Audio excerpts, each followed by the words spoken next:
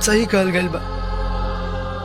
दीवार में दरार पड़ जाए तो मरम्मत से ठीक हो जाला, बाकी अगर दिल में दरार पड़ जाए ना तो घर में दीवार खड़ा हो जाला। बाबूजी, का बात बा बाबूजी? रवा उदास काहे बानी? उदास तो नहीं की बेटा, लेकिन कुछ बात ऐसन बाकी है। अगर हम तारा बता दी तो तारा पाँव के नीचे की जमीन खिसक जाई। हमार पाँव इतना कमजोर नहीं खे, बात कहीं।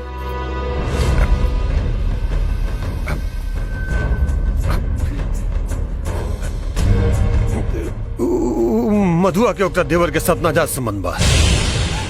ना, ई नहीं के हो सकत।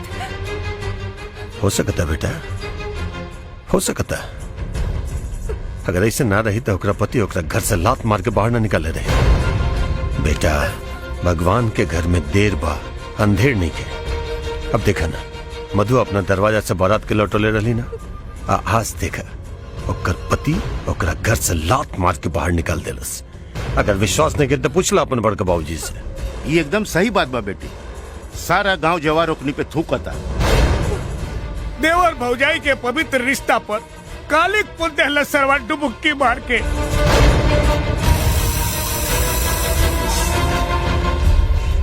ये बात अगर सही बा तो राहुल के कर खामियाजा भुगते के पड़ी।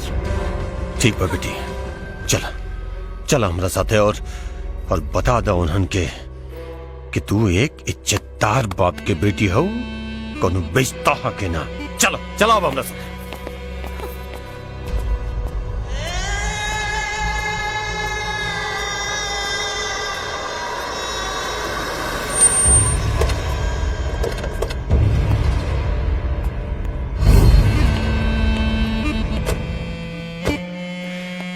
भैया, साली डाइन भी 7 घर छोड़ली हो, लेकिन ये तो अपना घर में जाके सेन मार देलस।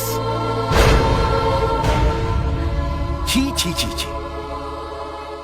अपना भौजाई संगे कुकर्म करे में एकरा तनिको शर्म नहीं खेआई। अरे ई सरवा कौन कौन कहवा कहवा से छूले होके